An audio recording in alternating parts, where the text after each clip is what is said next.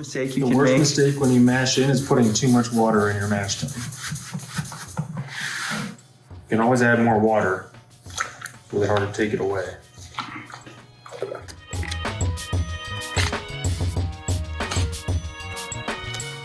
What's next for us? I'm gonna add a little bit more water. Beauty. So you're turning the pump on and you're just bringing a little more water in on top. We've got a nice temperature, 154 approximately. We're opening the inflow into the fermenter.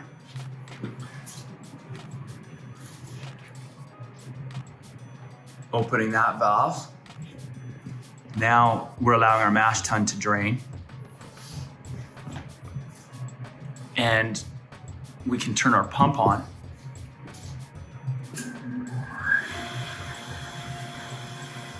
You're probably gonna wanna restrict that flow up top. Yeah.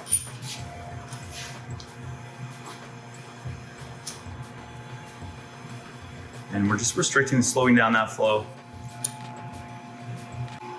So we've got mash going on.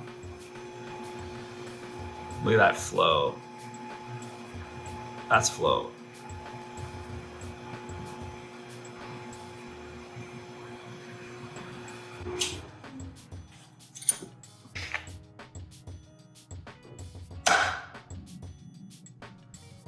Okay, put it on boil mode. No, just on boil mode. Oh. Beauty.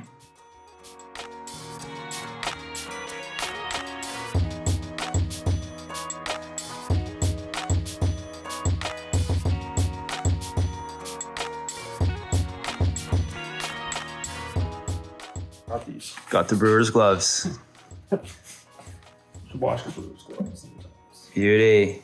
Look at that. Proteins. Look at that. You know what you're doing. Yeah, don't open the valves. That's just a good idea.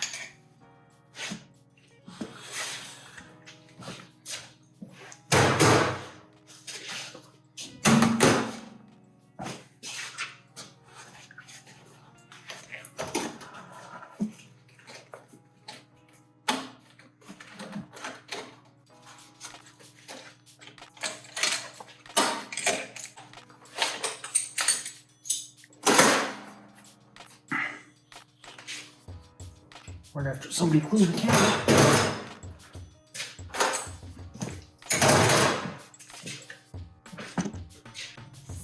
Sweet, 180. 180. Whirlpool temps.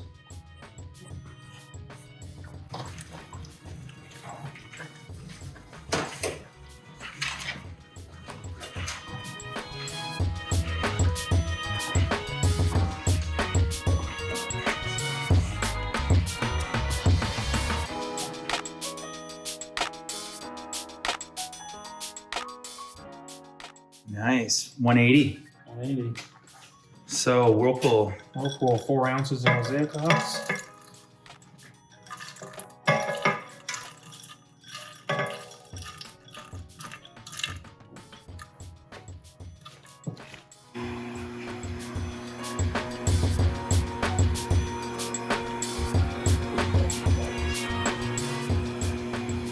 You want to taste it?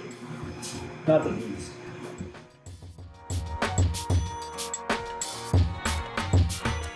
So Ian, first day on Unigrade Pro.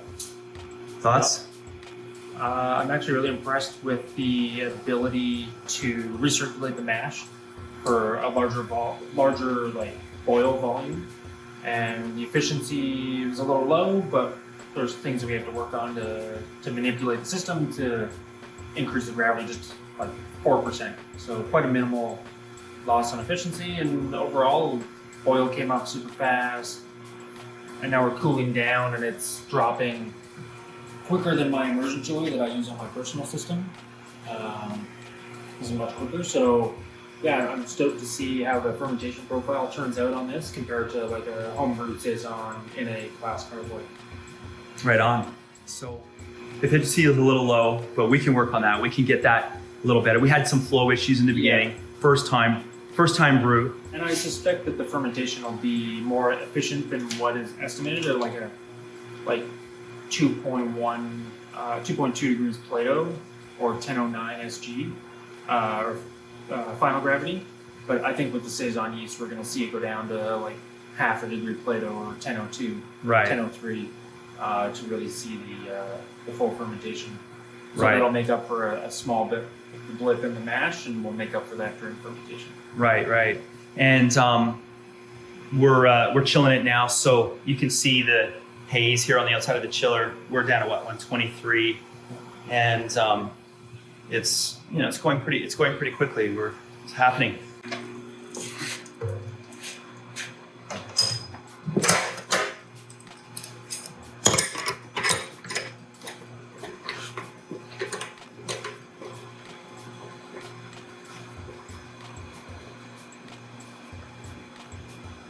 So I've just sprayed the port with Sani, and now I'm just going to do a dump.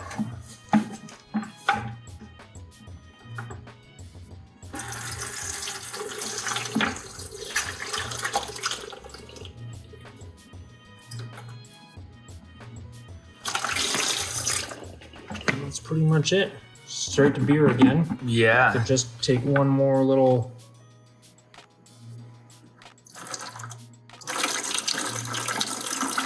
A little bit of hops in there. Back to beer again.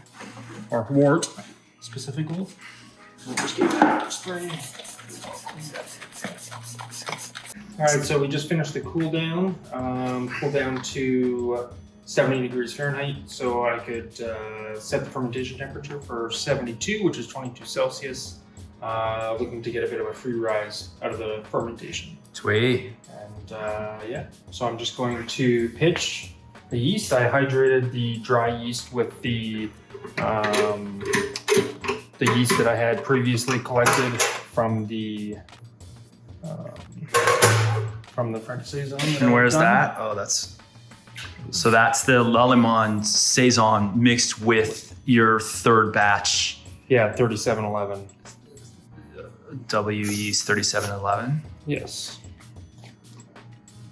Looks juicy.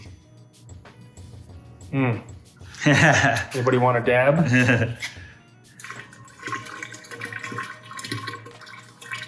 Chunkies in there. Sweet. Very nice. And sometimes I would rinse this out just to get everything out of there, but I'm not leaving a lot behind considering how much I put in there. Mm-hmm. So it's not as much of a concern. If it was a smaller sample or if it was an older sample, this has only been in the jar for just over 2 weeks, and I'm not too worried about what's left. Just give this another little bit of a spray, and then we'll put it back on there. Nice. Nice. You're gonna put an airlock there. Oh yeah.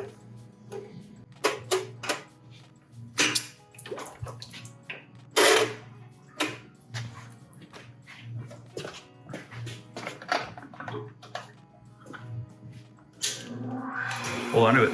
Oh, nice one. I'll let Ian explain it. What are we just doing? a Ian? little bit of recirculation with the pump just to aerate the wort a little bit for the start of fermentation. Every little bit helps. Do you want to lift that out and we can have a look at what it's doing? Oh yeah. I don't know if I can get a shot inside. That'll be hard to do, right? Without splashing again. Yeah.